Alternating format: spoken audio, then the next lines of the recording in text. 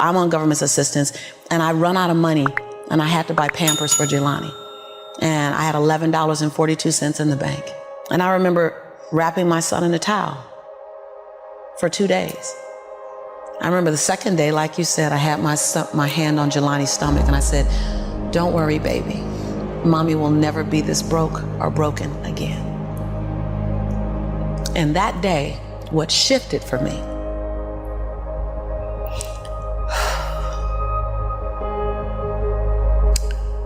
was I was willing, and I don't know if this is gonna sound crazy, I was willing to completely die to any form of me that I had been, so that I can birth the woman that I was becoming.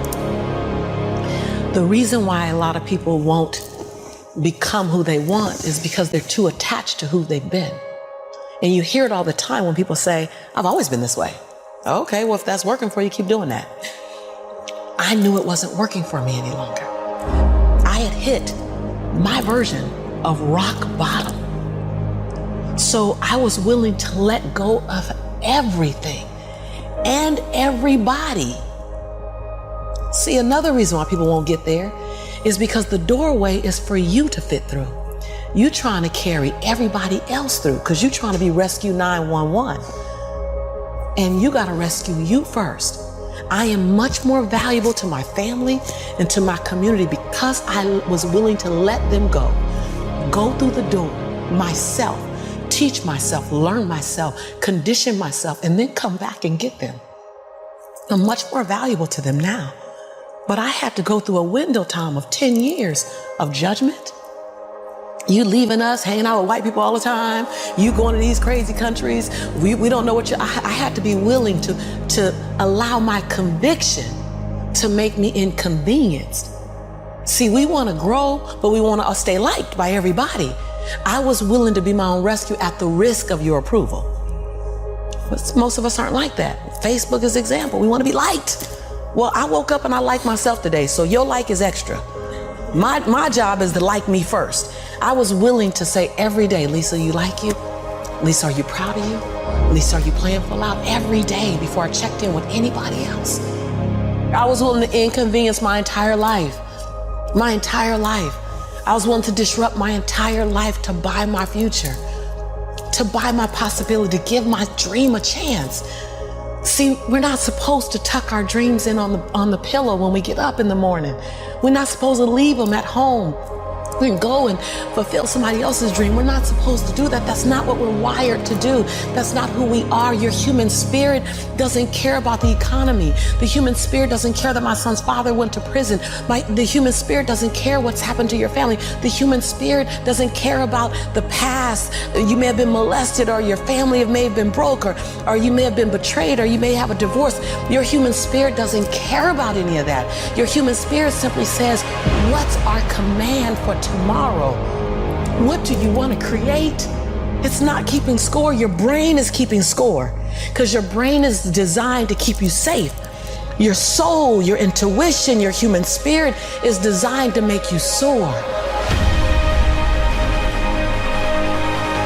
When you get to the edge, your brain will always tell you to step back. It's always going to tell you to step back. Because you can fall. Always. It's going to tell you to step back. Because before you fell, the last time you did this, you saw someone else fail. You could hurt. You could be off work. It's going to tell you. It's designed to keep you safe. So you have to be willing to play between your brain and your soul. And on some days, you got to just listen to your soul. And you got to say, "I'm going to leap. I'm going to get to the edge." Most people are at the edge, and you're standing at the edge, and you're watching everyone else fly. That's Pimp My Ride, Watch My Crib, all this stuff.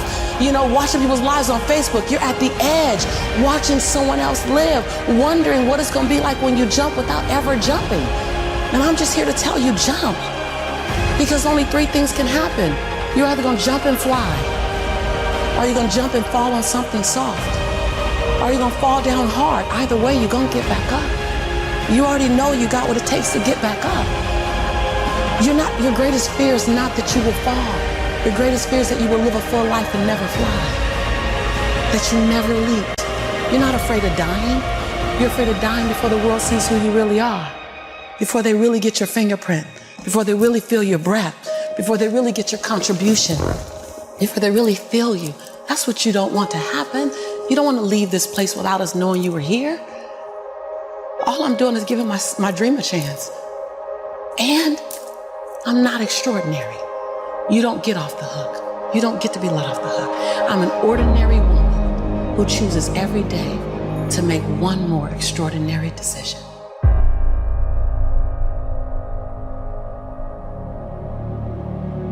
Everything that I need to get back up, I have in me. If I don't have what I need, I can go get it. Once I figured that out, the world was my playground. The question was just, where do I go get it? I don't know about that. Where do I go get it? Right. And I don't come from a learning background where I was a great student. I wasn't, my highest grade in school was a C+. And when I got a C+, I did the happy dance. And so I didn't have a background where studying was natural for me. But when I realized that if I go study something and I learn it, I own it, it's mine now, right. Man, it was crazy because all through school I struggled. The last time I took an English class, my English teacher told me I was the weakest writer she ever met in her entire life. Lovely. Yeah, lovely. And the same year I took a speech class, and my speech teacher, he said, quote unquote, Miss Nicoles, I recommend you never speak in public, that you get a desk job. Oh. And so That's mean. Yeah, it's just, it was demotivated people, sad people, hurt people hurt, sad people make other people sad. Hurt. Bottom line, don't take it personal, hurt people hurt. See, most people want the convenience of transformation without the inconvenience required for transformation. So my grandmother says, and I love to repeat this, your conviction, what you're passionate about, your conviction and your convenience don't live on the same block. They ain't even in the same zip code. So if you want to have a conviction for something, you have to sign up to be inconvenienced. We're trying to find convictions and passion and breakthrough on the inside of our box. Well, when you realize that the box doesn't even exist, like someone made up, oh, you're playing outside the box, so we all bought into, there's a box. Well, I don't even own a box. I don't even want to get in your box. You better come out here because I ain't getting in there. And so when you start thinking like that, Tom, all of a sudden, everything is possible. So I disrupt people when I say, you want to make me extraordinary, because it lets you off the hook.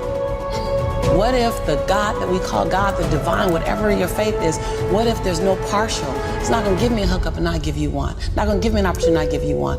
I'm just going to go after it. If I die, I'm going to die on a treadmill, like Will Smith said. I'm going to be on the treadmill running. I'm just not going to stop, because I believe all things are available to us. I'm just willing to go after them. Are you willing? And then that is so disruptive, because then you got to make a decision. Because it's easier to live inside the parameters of, well, as a black woman, well, as born and raised in South Central, well, I'm dyslexic. I wrote 7 books, I'm dyslexic. So just knowing, I'm not perfect. What I do really well is I manage my imperfection well.